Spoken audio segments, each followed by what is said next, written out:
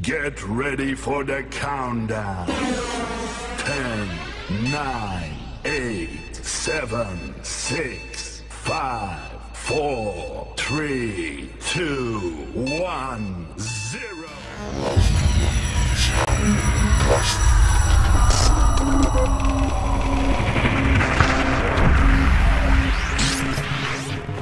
Pemirsa 6 bajak laut menyaksikan ditangkap Headline News Polda pukul 10 Jambi. waktu Indonesia Mereka Barat. kerap Saya beraksi Reno di Reksa. Kementerian perairan Kelautan dan Laut Perikanan Timur atau KKP menangkap Angkatan Laut Kolombia 21 berhasil kapal ikan menggagalkan Indonesia dan upaya 1 kapal penyelundupan ikan kokain asing berbendera sebanyak Filipina 1,8 ton dari sebuah kapal selam buatan di perairan Pasifik. perikanan negara Republik Indonesia.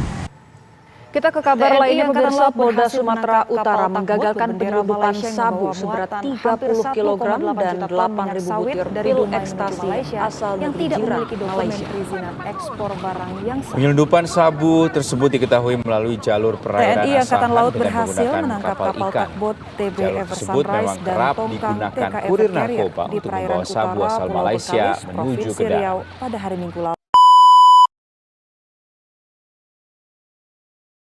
Baik, Assalamualaikum warahmatullahi wabarakatuh. Perkenalkan, nama saya Leni Kardina dengan NIM 2105040073. Di sini saya akan menjelaskan materi tentang kejahatan di laut, yaitu untuk memenuhi salah satu tugas pada mata kuliah kriminologi dari Ibu Heni Widiani SHMH.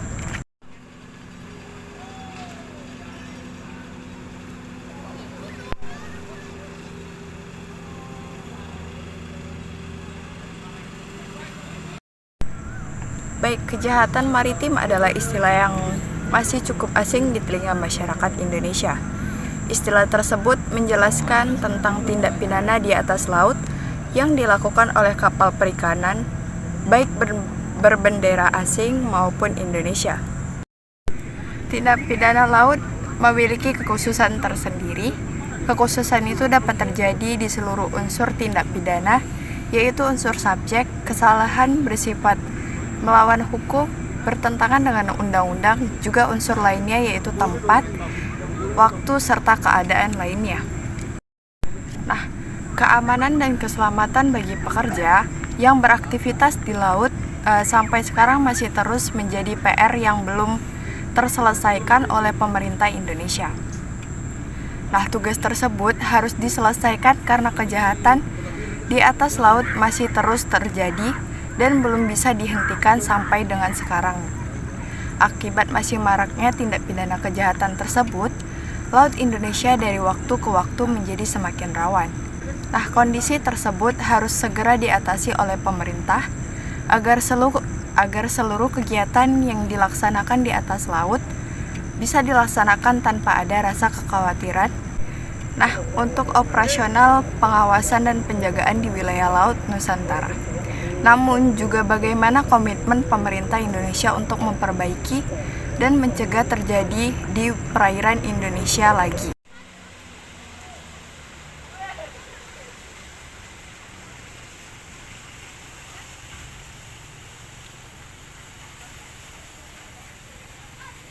Nah, dapat dikatakan bahwa negara Indonesia adalah negara yang cukup beruntung karena dikelilingi cangkupan laut yang begitu sangat luas. Menurut sumber berita yang menyebutkan bahwa Indonesia memiliki garis pantai terpanjang kedua di dunia setelah Kanada. Nah, total luas wilayah perairan Indonesia ialah 3,25 juta kilometer persegi. Perairan seluas ini menjadi tempat hidup bagi 8.500 spesies ikan atau 45% dari total spesies ikan di dunia. 85.700 km persegi, terumbu karang lebih dari 700 jenis rumput laut, dan 450 jenis karang baru.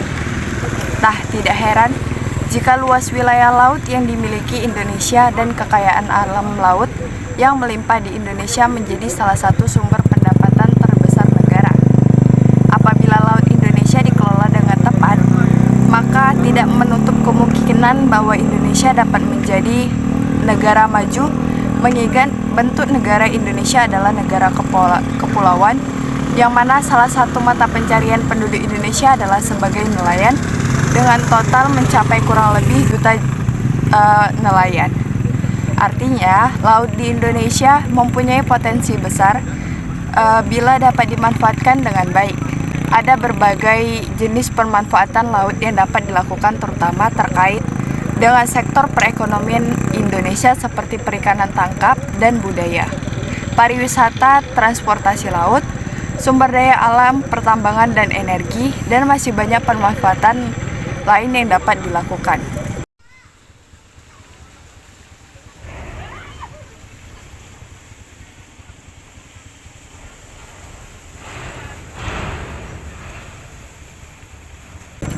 Dari posisi geografis Indonesia yang strategis itu, banyak pihak tertentu yang melakukan kegiatan di wilayah Indonesia yang melanggar peraturan perundang-undangan, baik secara nasional maupun internasional dalam bentuk ancaman. Nah, ancamannya diantaranya yaitu ancaman kekerasan, yaitu ancaman yang menggunakan kekuatan bersenjata terorganisir, di antaranya yaitu pembajakan, perompakan, aksi teror, serta sabotase.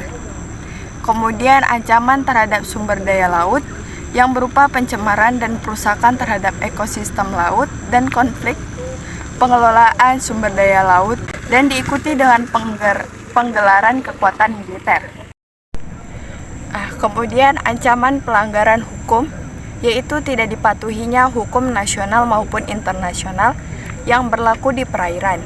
Nah, diantaranya yaitu illegal logging, serta illegal fishing, dan penyeludupan. Kemudian ancaman navigasi, yaitu ancaman yang timbul oleh kondisi geografis dari maritim dan hidrografi akibat kurang memadainya sarana bantu navigasi sehingga dapat membahayakan keselamatan dari pelayar.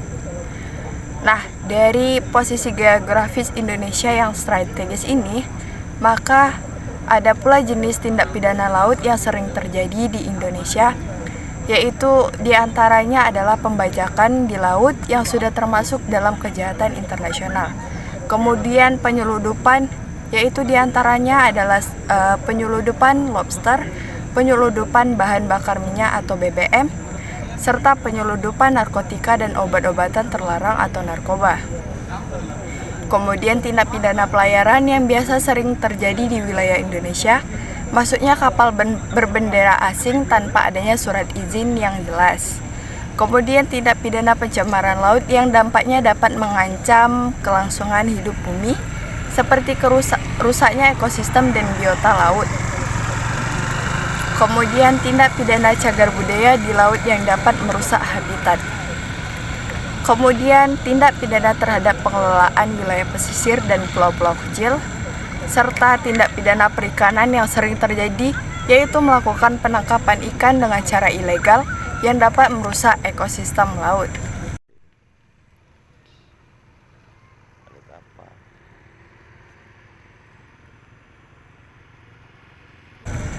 Nah, dari jenis-jenis tindak pidana laut itu, ada pula faktor penyebab terjadinya tindak pidana laut tersebut, yaitu diantaranya adalah karena akibatnya luas wilayah laut di Indonesia yang cukup luas, kemudian faktor ekonomi yang rendah, kurangnya personel aparat keamanan, kurangnya koordinasi antara aparat penegak hukum, serta lemahnya penegakan hukum.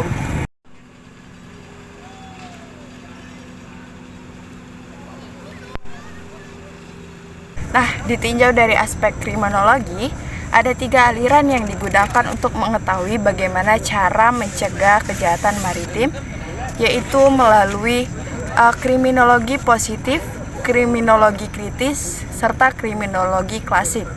Nah, kriminologi positif ini yaitu yang menegaskan bahwa perilaku manusia tidak ditentukan di luar kontrol manusia itu sendiri, sehingga dapat disimpulkan bahwa manusia bukan makhluk yang bebas menuruti keinginannya. Kemudian kriminologi kritis, yaitu yang mempelajari mengenai proses yang dilakukan manusia dalam menjalankan kehidupannya, serta proses yang mempengaruhi batas seseorang melakukan kejahatan tertentu, serta yang terakhir kriminologi klasik, yaitu kriminologi yang menjelaskan bahwa rasionalitas dan inteligensi merupakan ciri dari fundamental di mana manusia merupakan dasar yang memberikan penjelasan mengenai perilaku manusia yang bersifat individu maupun bersifat kelompok. Dengan beberapa aliran tersebut, diharapkan kejahatan laut dapat ditanggulangi dan menjadikan laut sebagai tempat yang aman bagi biota laut dan tempat yang efektif dalam meningkatkan pendapatan negara dan masyarakat.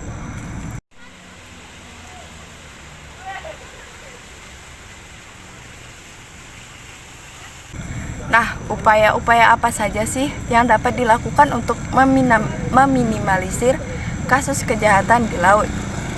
Baik, upaya yang dapat dilakukan untuk meminimalisir kasus kejahatan di laut yaitu diantaranya adalah memberikan sanksi yang tegas bagi pelaku kejahatan. Nah, sanksi yang tegas ini bertujuan untuk memberikan efek jerah dan agar orang tersebut takut melakukan kejahatan serupa, dan sanksi dapat berupa denda, kurungan penjara, bahkan menenggelamkan kapal asing yang berusaha mencuri ikan dari wilayah Indonesia. Kemudian memperkuat keamanan laut dengan menambah personil untuk menjaga laut. Luasnya perairan di Indonesia mengakibatkan keamanan kurang ketat, sehingga beberapa kali Indonesia kecolongan.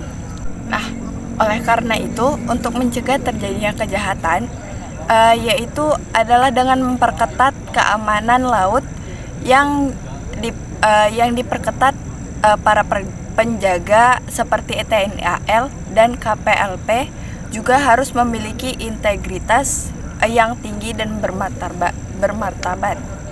Kemudian memberikan perlindungan kepada nelayan sesuai dengan Undang-Undang Nomor 7 Tahun 2016 dengan memberi hak-hak nelayan, dan nelayan juga harus memenuhi kewajibannya. Dalam hal tersebut bertujuan agar nelayan sejahtera dan tidak perlu melakukan penangkapan ikan lagi secara ilegal. Kemudian memberikan penyuluhan bagi nelayan tentang bagaimana cara penangkapan ikan yang benar dan pengelolaan ikan yang tepat. Hal tersebut bertujuan agar para nelayan tidak lagi merusak ekosistem di laut. Kemudian memberikan penyuluhan kepada nelayan dan warga pesisir mengenai dampak yang ditimbulkan apabila menggunakan alat berbahaya atau peledak saat menangkap ikan, yang mana menyebabkan lingkungan akan rusak dan dapat merusak ekosistem laut.